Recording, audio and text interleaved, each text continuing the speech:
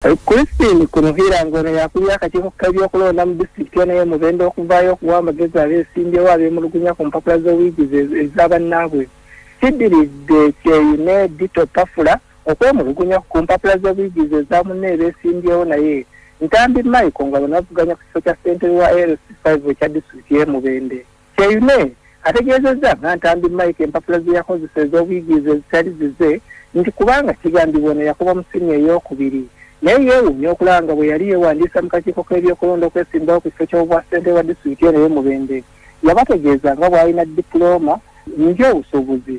Kyeyune annyonnyodde nti ono Ntambi yali tasobola kugenda mu ttendekero lyonna ery'ebyobusobozi kubanga ku siniya ey'okuna ku mpapula ze yagiwaayo ziraga nga bwe yagwa okubala wamu ne Kamasi, ekintu kyagambye bino bye basinziirako kuyingiza mu ttendekero lyonna ettendekero ery'obusuubuzi nti ekiraga nti empapula zino yazijingajinga.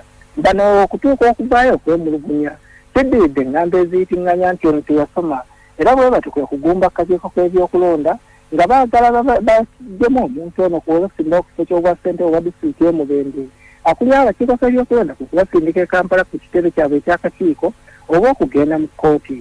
Ye Ntambi Michael muweereza ategeezezza nga empapula zino bwe ziri ezize yadde nga zirina amannya agakyukakyuka ng'ezimu ziriko omuweereza Ntambiirwe Michael ate n'endala ezisangibwa ziriko Ntambi Michael naye zonna agambye nti zizeera nti amannya gano yagakubira ebirayiro mu kkooti n'emukkiriza. Mugombolola y'e Bukango mu disitulikiti Bukoma Nsimbi basula ku Tebuukye olaba bye babaggalira mu nju zaabwe olwo ne beekola ekigenyi nga babaaga ensolo zaabwe ne bakuulita n'ennyama.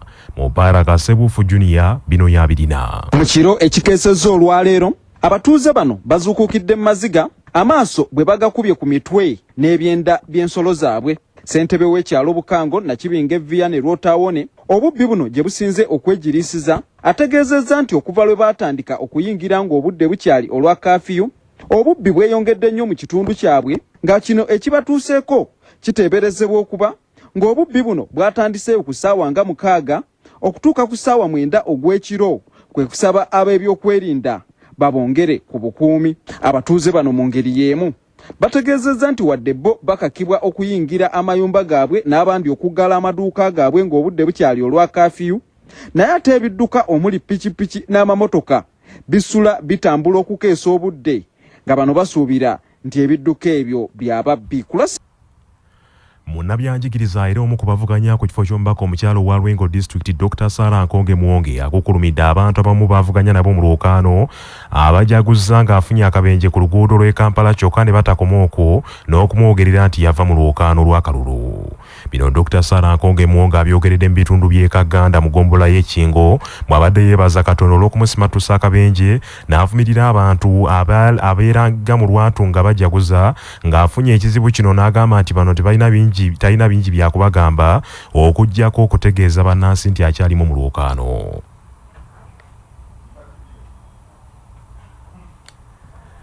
Abantu b'ekitundu kino bagambye nti omukulembeze gwe baagala y'oyo agenda okulwanirira ebyobujjanjabi mu malwaliro n'okulaba nga bateekerwawo ebintu eby'enjawulo ebyokubakulaakulanya.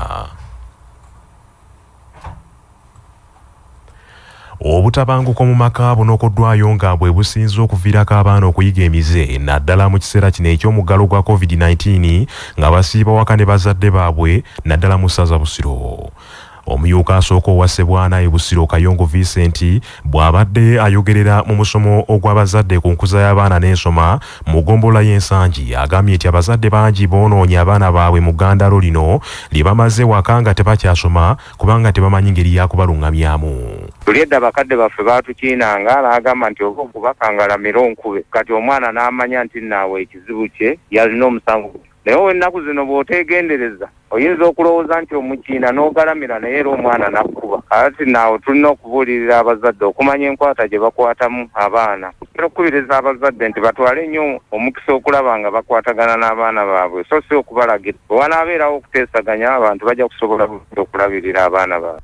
Abadde omusomesa omukulu era nga mukiise mu lukiiko lwa Buganda Oweekitiibwa Rashid Lukwago asabye abazadde beeteeketeeka okuddayo kunonoza bajjajjaffe okusobola okugunjula abaana mu mpisa ennungi.